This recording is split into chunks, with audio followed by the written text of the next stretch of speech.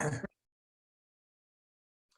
national holiday on Monday, January 17th, honoring the Reverend Dr. Martin Luther King Jr.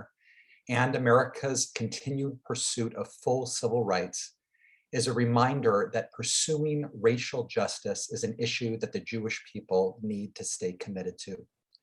It also reminds us what King's personal attorney and close advisor, Clarence B. Jones, said. He said, "I can say with absolute certainty that Martin abhorred anti-Semitism in all its forms, including anti-Zionism, and Martin warned repeatedly that anti-Semitism would soon be disguised as anti-Zionism." Another American civil rights icon, the late US Representative John Lewis, once elaborated on Dr. King's view that Black and Jewish Americans have a special relationship. He knew that both people were uprooted involuntarily from their homelands. He knew that both people were shaped by the tragic experience of slavery. He knew that both people were forced to live in ghettos, victims of segregation. And he knew that both peoples were subject to laws passed with the particular intent of oppressing them simply because they were Jewish or Black. He knew that both peoples have been subjugated to oppression and genocide on a level unprecedented in history. There's a confusion in the world, including among the Jewish people, of the place of anti-Semitism in the fight for tolerance and justice for all peoples. Instances of anti-Semitism must be treated the same as other forms of racism. Last week, a tech startup founder asserted, "There's a sadistic effort underway to euthanize the American people. I believe the Jews are behind the pandemic." And using his company email, he sent his message with the subject line, "Genocide," to Utah political and business leaders, including the state's governor and the owner of the Utah Jazz NBA team. His rant that COVID-19 was a Jewish plot for global domination led to his swift resignation in disgrace. But this was just one of the many stories about American anti-Semitism recorded in Jewish media, and sometimes mainstream sources too, on any given week. Anti-Semitism rarely starts with physical attacks, but can reach physically dangerous levels only after a society tolerates lesser offenses. Anti-Semitic words and images must be forcefully, swiftly, and repeatedly condemned by all who encounter them, from elected officials and business leaders to everyday Americans. Violations must carry punitive consequences.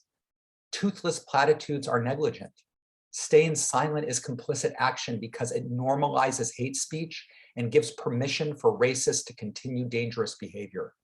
Society doesn't excuse hate speech against any other minority the way it often does for Jews. Historically, the level of anti-Semitism that a society tolerates indicates the amount of discrimination and hate it is likely to cast upon other minorities. Hate that begins with Jews never ends with Jews. And conspiracy theories that don't start out as anti-Semitic often end up there. Actions that undermine democracy have dangerous implications for all Americans. The idea of America as a promised land for Jews to engage and lead not only in politics and economics, but also art, culture, and learning is dependent on healthy democratic institutions.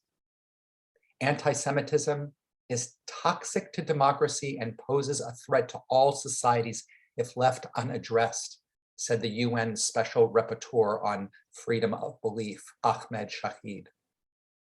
This is a time when we must take seriously the expressions of racism and anti-Semitism as part of the same corrosive root. So here are some actions to consider.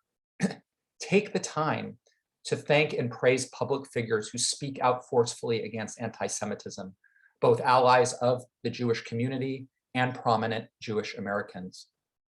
Urge Congress to introduce and pass the Anti-Semitism Awareness Act, the underlying bill on which a landmark 2019 campus executive order is based, which would strengthen civil rights protections for Jews, Muslims, and Sikhs based on actual or perceived shared ancestry or ethnic characteristics.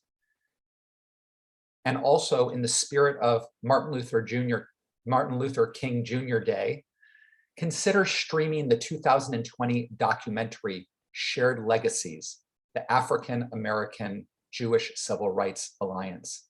And you can either Google that or find it in our email blast next to the clergy message. Wishing everybody a Shabbat Shalom, a Shabbat of peace and rest and renewal to continue to live the values and the deep peace that we can bring from Shabbat into our lives.